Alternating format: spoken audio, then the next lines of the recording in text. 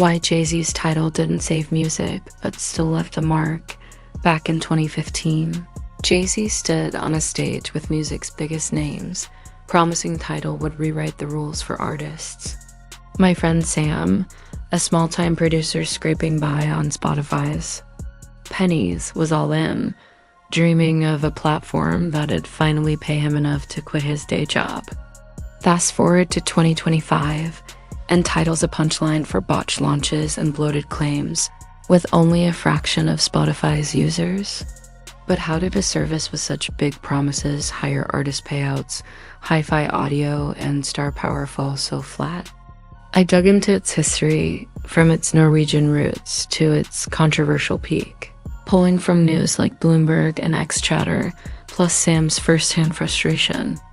This is the story of Tidal's ambitious rise, messy fall, and the unexpected silver lining that keeps it alive for diehards.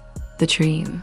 A platform for artist Tidal wasn't born in Jay-Z's boardroom, it started as WIMP, a Norwegian streaming service launched in 2010 by Aspiro.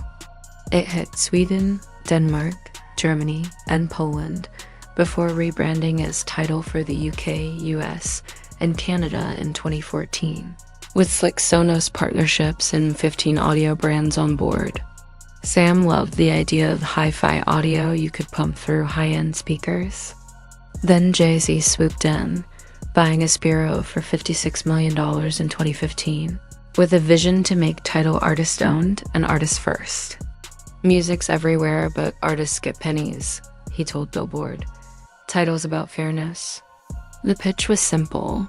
Pay artists more than Spotify's $0.003, $0.005 per stream, about $4,000 per million, or Apple Music's $0.007 1 cent, about $8,500 per million. Tidal promised $0.0125, $0.014 per stream, $13,000 per million. For a band like Sam's favorite, Origami Angel, with 350,000 monthly listeners, that's $4,500 a month on Tidal versus $1,400 on Spotify. No free tier, just 2 plans, $10 for standard, $20 for hi-fi with lossless audio, Dolby Atmos, and Sony 360 reality audio. On paper, it was a music nerd's dream: better sound, better pay, supporting real artists. The launch, a star-studded. Misstep Jay-Z didn't just launch Tidal, he threw a party with Beyoncé, Rihanna, Kanye West, Madonna, Nicki Minaj, and more. All co-owners signing a declaration like it was the Constitution. I remember Sam laughing about Madonna's dramatic leg on the table signature. It felt like a bizarre flex.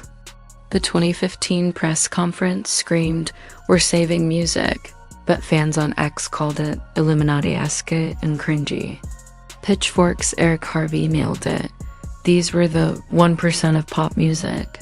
Whining about paychecks. The backlash was swift. Death Cab for Cutie's Ben Jebber told The Daily, "Beast that featuring millionaires instead of struggling indie artists was a huge mistake. If Jay-Z had showcased underpaid musicians, it'd have hit different." Sam agreed. Fans mocked. The hashtag Tidal for All campaign on Twitter, with one top comment on a YouTube clip sneering, "Poor Jay-Z isn't rich enough." Lily Allen tweeted that Tidal's $20 price tag could drive piracy, not curb it. The messaging felt tone-deaf. A platform for small artists fronted by music's elite. The numbers game. Promises and lies. Tidal's early days were rough. With only 500,000 subscribers by mid-2015, it lagged behind Spotify's millions. Jay-Z tweeted it had over 770,000 users, but skepticism grew. Then came the exclusives: Beyoncé's Die With You video, Rihanna's American Oxygen, and Nicki Minaj's Feeling Myself with Beyoncé in 2015. The big guns dropped in 2016, Rihanna's Anti, Kanye's The Life of Pablo, and Beyoncé's Lemonade, all Tidal exclusives. Kanye even vowed Pablo would never hit other platforms. Sam signed up just for Lemonade. Downloads spiked, pushing Tidal to number 16 on the App Store, but cracks appeared. Pablo was pirated 500,000 times on its first day, per Torrent Freak, as fans dodged Tidal's paywall. Then, in 2018, Norwegian outlet Dagens Næringsliv dropped a bombshell. Tidal faked streaming numbers. Internal logs showed Lemonade racked up 306 million streams in 15 days, and Pablo hit 250 million in 10 days, impossible unless subscribers listened obsessively. The paper found accounts streaming albums 180 times daily at 6-minute intervals, with users denying they played them. Over 1.7 million accounts were affected, inflating payouts to Beyoncé and Kanye's labels, while shortchanging smaller artists. Tidal's reported 3 million subscribers in 2016. Internal data said 1.2 million active accounts, only 850,000 paying. Jay-Z sued Aspiro's former owners, claiming they inflated subscriber numbers before the sale. But the damage was done. It felt like a scam, Sam said. I was paying $20 to support artists, but they were cooking the books. Tidal paid out millions in royalties for fake streams, hurting the very artists it aimed to help. Tech troubles and market woes. Tidal's tech was a mess too. Sam tried the app in 2017 and hated it. Songs wouldn't load, the desktop app crashed, and the UI looked like Windows XP, he groaned. Another YouTuber echoed this, saying Tidal's 2015 launch felt like a beta test buggy with clunky navigation showing multiple album versions, clean, explicit admins that confused users. By 2020, the UI improved, but the damage lingered. X posts from 2023 praised Tidal's sound but slammed its interface compared to Spotify's polish. The $20 hi-fi plan was another hurdle. Most listeners per US at today's 2015 critique didn't own gear to notice lossless audio's difference. Jay-Z insisted fans cared about quality, rapping in 2015's Say Hello about lazy critics and pushing hi-fi in interviews, but Sam shrugged. I'm not an audiophile. Spotify's $10 was fine.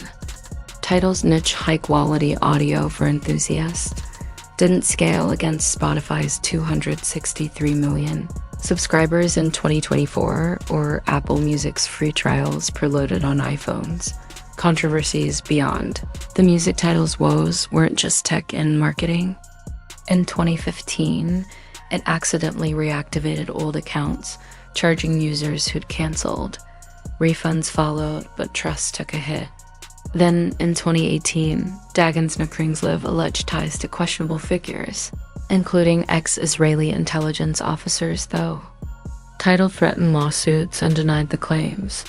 Jay-Z's freestyle rants and Twitter defenses calling out YouTube and Spotify felt desperate, not defiant. He was fighting a losing battle, Sam said. Fans didn't care about his vision. They wanted music cheap and easy. The exclusive strategy backfired too. When Pablo and Lemonade hit other platforms, Tidal's numbers tanked. Kanye's vow that Pablo would stay Tidal only broken within weeks. By 2017, Jay-Z sold a stake to Sprint, and in 2021, Jack Dorsey's Square, now Blog, bought a majority stake for $297 million, netting Jay-Z a hefty profit.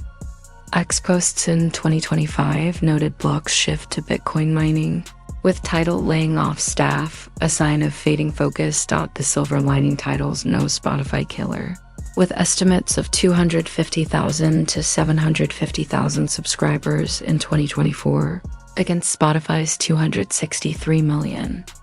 But it's not dead. X users in 2023 and 2024 raved about its audio quality and artist payouts, with one calling it the best for superfans.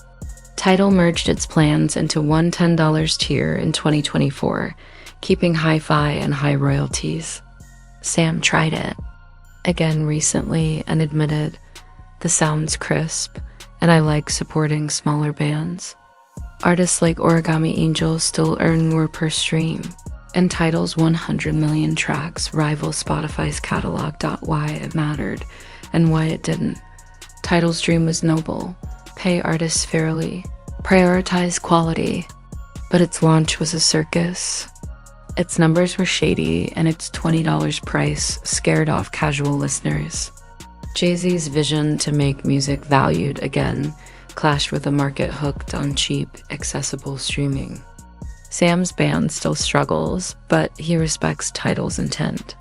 If they'd focused on indie artists and fixed the app early, it could have worked, he says. In 2025, with Block at the helm, Tidal's a niche player, not a revolution. But its higher payouts and hi-fi audio keep a loyal fan base, proving there's room for a platform that puts artists first, even if it never changed the game. The twist that changes everything. Here's the kicker. Tidal's failure isn't the full story. It forced Spotify and Apple Music to up their game. Spotify added lossless audio in 2021, and artist payouts across platforms have inched up, per industry reports.